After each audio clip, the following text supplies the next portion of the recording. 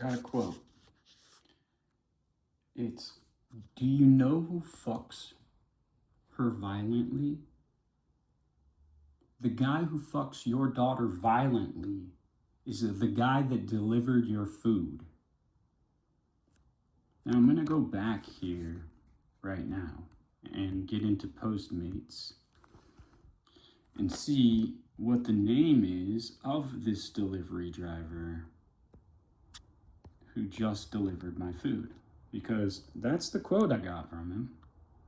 I want to see what his name is. I believe he's the guy that lived by Salvation Army down in the it was trailer park area, right next to Crow's Landing, kind of by 9th Street Bridge.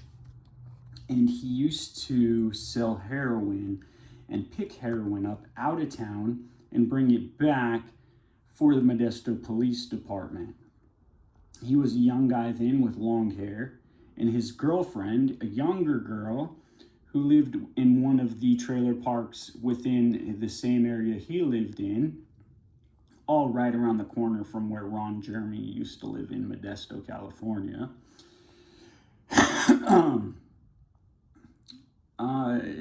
He's the one who delivered my food right now. Lately, he's been working for the butcher, or Dr. Remington, who serves Coolidge.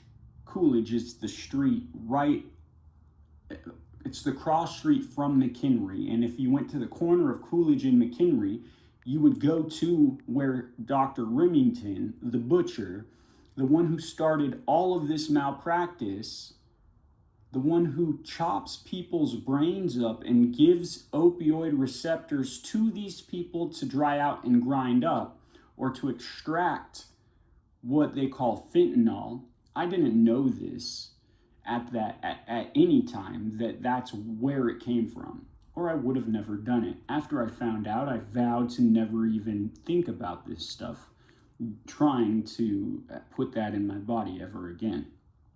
All right, so I'm going to orders. My order for Sprouts Farmer Market,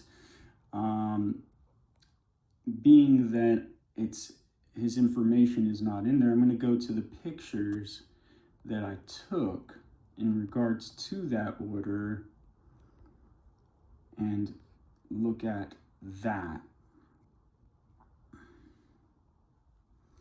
So I've got Nathan Shaw. I did some video recording.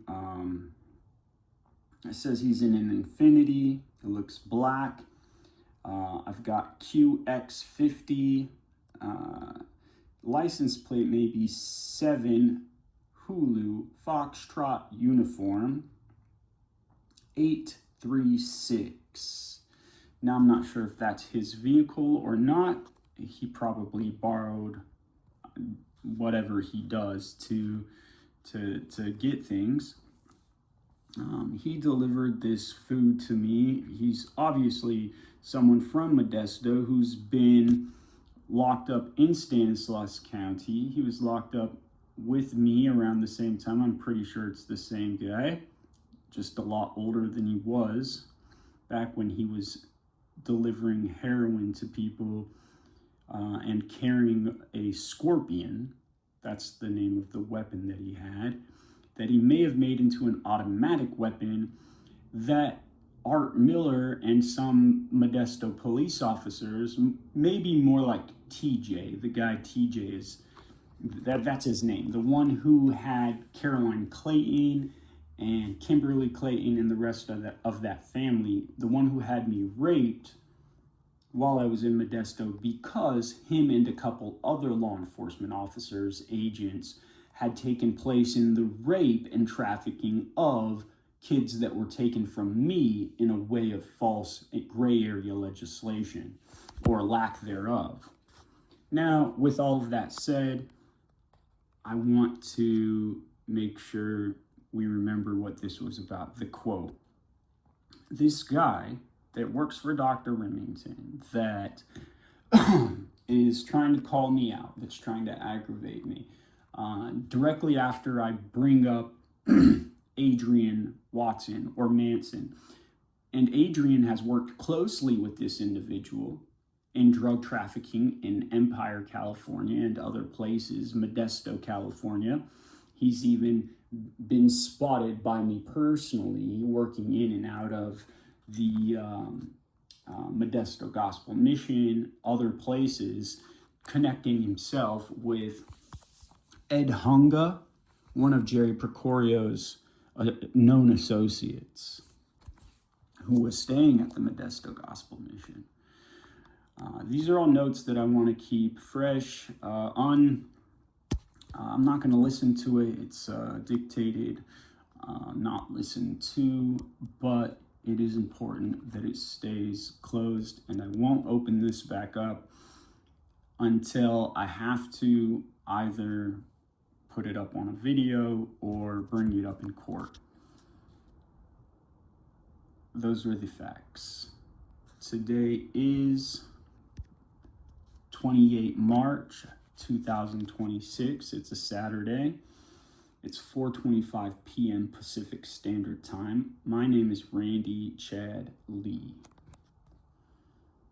This is about the trafficking of children that were taken from me as semen without my permission during a surgery that I had when I was 18 years old. I found out way later, after I found out about all the tactics that they used in order to suppress not just my ability to find out, but my recovery. And then upon joining the military, I had platoon sergeants who went back after finding out, who kept the very secret that I'm just now breaking into and investigating. David George was directly in charge of me. He went back, raped and abused children that are most likely supposed to be in my family. And then he came back and acted like he was my friend. Now, did he do it while I was working with him and while I went to, the time I went to rehab and then came back? Or did he do it afterwards behind my back? Those are the detailed questions I need to figure out. It could have been after, but he still took advantage, and he still knew a long time before me leaving the military. And that carnal knowledge is what he used with other of my chain of command in order to commit adultery with Brandi A Crandell, who was supposed to be married to me. But when she found out about the kids that I didn't know I had, she refused to enlighten me. She accepted bribes and blackmail, money and benefits from people like Matthew Norton and other individuals that have been involved in this, that are involved in this. She not only accepted that money, she also prostituted herself out in a way of either in vitro or allowing someone to take an egg or actually plant a seed within her. And she had a child, I believe, with the DNA of Adam Watson. What happened to that child, I'm not sure, but they may have used it as an initiation child so that they could bring her into whatever dark order they were into, and that kid may have been sacrificed. I'm not entirely sure.